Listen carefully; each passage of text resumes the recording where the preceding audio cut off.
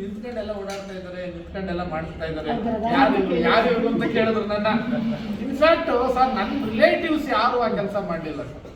ಅಷ್ಟರ ಮಟ್ಟಿಗೆ ನಮ್ಮ ರಂಗಣ್ಣ ಅದನ್ನ ಮಾಡಿದ್ರು. ಅದು ಏನು ನನ್ಗೆ ಇದೆಲ್ಲ ಗೊತ್ತಿಲ್ಲ, ಊಟಕ್ಕೆಲ್ಲ ಯಾರು ವಹಿಸೋದು ಕ್ಯಾಟ್ರಿಂಗ್ಗೆ ಅಂತ. ರಂಗಣ್ಣ ಗೊತ್ತಿರೋರ್ಗೆ ಹೇಳಿ ತುಂಬಾ ಕಡಿಮೆ ಪ್ರೈಸ್ಗೆ ತುಂಬಾ ನೀಟಾಗಿ ಮಾಡ್ಕೊಡಂಗೆ ಅದನ್ನೆಲ್ಲ ಮಾಡಿಕೊಟ್ರು. ಇನ್ನ ನಾವೆಲ್ಲರೂ ಸಹ ಹಿಂಗೆ ಸೇರ್ತಾ ಇರೋಣ. ಬಟ್ ನನಗೆ ಗುಬ್ಬಿ ಡಿಗ್ರಿ ಕಾಲೇಜು ಯಾಕೆ ತಗೊಂಡೆ ಅಂತ ಅಂದ್ರೆ, ತಗೊಳ್ಬೇಕಾದಂತ ಅನಿವಾರ್ಯತೆ ಯಾಕೆ ಬೇಕಪ್ಪ ಅಂದ್ರೆ, ಮನೆಯಿಂದ ಏನು ಫಿನಿಶಿಂಗ್ ಆಗ್ತಾ ಇಲ್ಲ, ರೀಸನ್ ಹೇಳ್ಬೇಕಲ್ಲ. ಹೀಗಾಗಿ ಫಿನಿಶಿಂಗ್ ಆಗ್ತಾ ಇದೆಯಲ್ಲ, ಏನ್ ಮಾಡೋದು ಈಗ? ಒಂದು ವೇಳೆ ನಾನು ಏನು ಟ್ರೈ ಮಾಡಿದೆ, ಊರ ಹತ್ರ ಹೋದ್ರೆ ನನಗೆ ಹೋಗಕ್ಕೆ ಬರೋಕ್ಕೆ ಹತ್ರ ಆಗುತ್ತೆ, ಮತ್ತೆ ತೋಟ ನೋಡ್ಕೋಬಹುದು ಅಂತ ಸುಮ್ಮನೆ ಅಪ್ಲೈ ಮಾಡಿದೆ. ಶ್ರೀಧರ್ ಸರ್ ಹೇಳಿದ್ರು, ಸರ್ ಸುಮ್ಮನೆ ಅಪ್ಲೈ ಮಾಡಿದ್ರೆ ಬಟ್ ಹೋಗಲ್ಲ ಅಂತ. ನಾನು ಸಹ ಅಪ್ಲೈ ಮಾಡಿದೆ. ಇನ್ಫ್ಯಾಕ್ಟ್ ತುಮಕೂರು ಕೋಯೆಡ್ ಏನಾರ ಸಿಗ್ಬೋದೇನೋ ಅಥವಾ ವುಮೆನ್ ಸಿಗ್ಬೋದೇನೋ, ಡಿಸ್ಟ್ರಿಕ್ಟ್ ಸೆಕ್ಟ್ರಿಗೆ ಬರ್ಬೋದು ನಾನು ಅಂತ ಹೇಳಿ ಮಾಡಿದೆ. ಅದು ಅನಿವಾರ್ಯವಾಗಿ ಆ ಪೋಸ್ಟ್ ಶಿಫ್ಟಿಂಗ್ ನಲ್ಲಿ ಆ ರೋಹಿತ್ ರಾಮು ಗುಬ್ಬಿಗೆ ಪೋಸ್ಟ್ ಶಿಫ್ಟ್ ಮಾಡಲಾಗಿ ಗುಬ್ಬಿನಲ್ಲಿ ಪೋಸ್ಟ್ ಕ್ರಿಯೇಟ್ ಆಯ್ತು. ನಾನು ಆಮೇಲೆ ಥಿಂಕ್ ಮಾಡಿದ್ರು, ಗುಬ್ಬಿಗೆ ಹೋಗ್ಬಿಟ್ರೆ ನನಗೆ ಮನೆಯಿಂದ ಡೈಲಿ ಕಾರಲ್ಲಿ ಹೋಗ್ತೀನಿ ಮೇಡಮ್, ಇಲ್ಲಾಂದ್ರೆ ಗಾಡೀಲಿ ಧೂಳಲ್ಲಿ ಓಡಾಡ್ತಿದ್ದೆ. ಮನೆಯಿಂದ ಜಸ್ಟ್ 13 ಕಿಲೋಮೀಟರ್, ಕಾರಲ್ಲಿ ಸೀದಾ ಕಾಲೇಜಿಗೆ ಬರ್ತೀನಿ, ಕಾರಲ್ಲಿ ಸೀದಾ ಮನೆಗೆ ಹೋಗ್ತೀನಿ. ಅಷ್ಟು ಕಂಫರ್ಟಬಲ್ ಆಗಿ ಕನ್ವೀನಿಯಂಟ್ ಆಗಿದೆ. ಮತ್ತೆ ಈ ಆಧಾರ್ ಬೇಸ್ಡ್ ಬಯೋಮೆಟ್ರಿಕ್ ಸಿಸ್ಟಮ್ ಬಂದಿದ್ರಿಂದ ನಾನೆಲ್ಲ ಬೆಳ್ಳಾವಿಲೆ ಇದ್ದಿದ್ರೆ ಬಹುಶಃ 35-30 ಮನೆಗೆಲ್ಲ ಶಿಫ್ಟ್ ಆಗಿಬಿಟ್ಟಿದ್ವಿ ಊರಿಗೆ. 35-70 ಕಿಲೋಮೀಟರ್ ಡೈಲಿ ಗಾಡೀಲಿ ಓಡಾಡ್ಬೇಕಾಯ್ತು. ಅದು ತುಂಬಾ ಸ್ಟ್ರೈನ್ ಆಗ್ತಿತ್ತು ನನಗೆ. ಮತ್ತೆ ಈ ಇಂಥ ಪ್ರಿನ್ಸಿಪಾಲ್ ಬಂದು ಮತ್ತೆ ಆಧಾರ್ ಬೇಸ್ಡ್ ಬಯೋಮೆಟ್ರಿಕ್ ಸಿಸ್ಟಮ್ ಆದಾಗ ನಾವು ಮತ್ತೆ 7 ಗಂಟೆಗೆ ಮನೆಗೆ ಹೋಗಿ 7 ಗಂಟೆಗೆ ಮನೆ ಬಿಡಬೇಕಾದಂತ ಪರಿಸ್ಥಿತಿ ಇರ್ತಿತ್ತು ನಾವು ಬಹುಶಃ. ಅದಕ್ಕೆ ಸಂತಾನ ಮೇಡಮ್ ಹೇಳಿದ್ರು, ಸರ್ ನೀವು ಬೆಳ್ಳಾವಿ ಬಿಟ್ಟು ಹೋಗ್ತೀರಿ, ತುಂಬಾ ರಿಗ್ರೆಟ್ ಮಾಡ್ತೀರಿ ಅಂತ. ಬಟ್ ನನಗೇನೋ ಒಂದು ಫ್ಯೂಚರ್ ಥಿಂಕಿಂಗ್, ಆ ಒಂದು ಫೋರ್ಕಾಸ್ಟಿಂಗ್ ಮೇಲೆ ನಾನು ಬೆಳ್ಳಾವಿ ಬಿಟ್ಟು ಗುಬ್ಬಿಗೆ ಹೋದೆ. ಬಟ್ ಗುಬ್ಬಿ ತಗೊಂಡಾಗ ಎಲ್ಲ ಸುಮಾರು ಜನ ಹೇಳ್ತಾ ಇದ್ದ ನನಗೆ, ನೀನು ಗುಬ್ಬಿ ತಗೊಂಡಿದ್ಯಾ, ಗುಬ್ಬಿ ಯಾಕೆ ತಗೊಂಡೋಗ್ಬೋದು ನೀನು, ಆಟೋನಮಸ್ ಕಾಲೇಜು, ಅಲ್ಲಿ ನೀನು ತುಂಬಾ ವರ್ಕ್ ಇರುತ್ತೆ, ತುಂಬಾ ಸ್ಟ್ರಿಕ್ಟ್ ಇರುತ್ತೆ, ಪ್ರಿನ್ಸಿಪಾಲ್ ಹಂಗೆ ಹಿಂಗೆ ಅವರು ಅಲ್ಲೇ ನಿಂತ್ಕೊಂತಾರೆ ಗೇಟ್ ಹತ್ರನೇ, ಹಿಂಗೆಲ್ಲ ಹೇಳ್ತಾ ಇದ್ರು, ನೀನು ಅಡ್ಜಸ್ಟ್ ಆಗೋದು ಕಷ್ಟ ಅಂತ. ನಾನು ಹೇಳಿದೆ, ನಾನು ಬೆಳ್ಳಾವಿಲಿ ಇದ್ದಾಗ ಸರ್ ಗಮನಿಸಿರ್ತಾರೆ, ಇನ್ನು ತುರುವೇಕರಲ್ಲಿ ಇದ್ದಾಗಲೂ ನಾನು ಏನು ಹೇಳಿದೆ, ನಾನು ಹೋಗ್ತಾ ಇದ್ದೀನಿ, ನಾನು ಯಾಕೆ ಅವ್ರಿಗೆ ಅಡ್ಜಸ್ಟ್ ಆಗಬೇಕು, ಅವ್ರು ನನಗೆ ಅಡ್ಜಸ್ಟ್ ಆಗಬೇಕು. ಈ ತರ ಒಂದು ನೇಚರ್. ಯಾಕೆಂತಂದ್ರೆ ಆ ಥರ ಇಲ್ಲದೆ ಹೋದ್ರೆ ತುಂಬಾ ಕಷ್ಟ ಆಗುತ್ತೆ.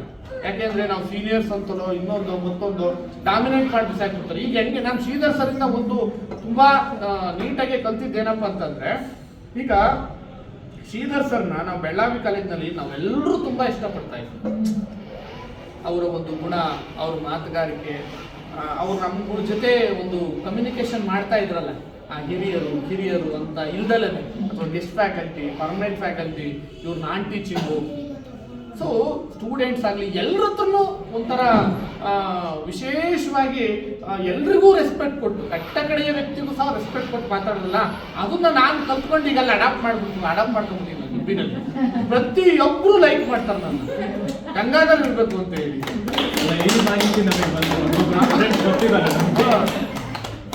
ನಾನು ಇದೀನಿ ಅಂದ್ರೆ ಏನೋ ಒಂದು ಆಗುತ್ತೆ, ಅಲ್ಲಿ ಕೆಲಸ ಆಗುತ್ತೆ ಅಂತ ಹೇಳಿ ಆ ಮಟ್ಟಕ್ಕೆ ನಾನು ಇದು ಮಾಡಿದೆ. MLA ಬಂದು ಬಹಳ ದಿವಸ ಆಗಿತ್ತಂತೆ, 3-4 ಸಲ ಕರೆದ್ರು, 7-8 ಸಲ ಕರೆದ್ರು, ಅವ್ರು ಬಂದಿರ್ಲಿವಂತೆ MLA.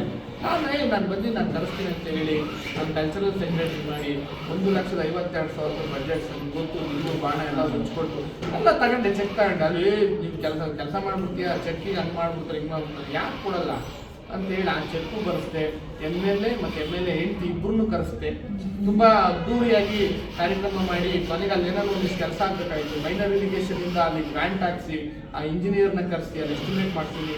ನಾನು ಮೇಡಮ್ ಹೇಳಿದೆ, ಪ್ರಸ್ತಾವಿತ ಮಾತಾಡ್ಬೇಕಾದ್ರೆ, ಮೇಡಮ್ ಇದೊಂದು ಆಟೋನಮಸ್ ಕಾಲೇಜು, ಲೈಕ್ ಇದು ವಿಶ್ವವಿದ್ಯಾಲಯ ಇದ್ದಂಗೆ, ಇದು ನೋಡೋಕ್ಕೂ ವಿಶ್ವವಿದ್ಯಾಲಯ ಥರ ಇರಬೇಕು, ಈ ಮೇನ್ ಗೇಟ್ ಈ ಥರ ಇರಬೇಕು, 2-way ಟ್ರ್ಯಾಕ್ ಇರಬೇಕು, ಈ ಥರದ್ದೆಲ್ಲ ಹೇಳಿ ಅವರು 11 ಗಂಟೆಗೆ ಬಂದವರು. ಆ್ಯಕ್ಚುಲಿ ಗುಬ್ಬಿ ತಾಲೂಕಿನಲ್ಲಿ ಪ್ರತಿಯೊಂದು ಗ್ರಾಂಟ್ಸ್ ಅನುದಾನ ಎಲ್ಲ ನೋಡ್ಕೊಳ್ಳೋರು ಭಾರತಕ್ಕೆ ಮೇಡಮ್, ಅವರೇ ತುಂಬ ಪವರ್ಫುಲ್.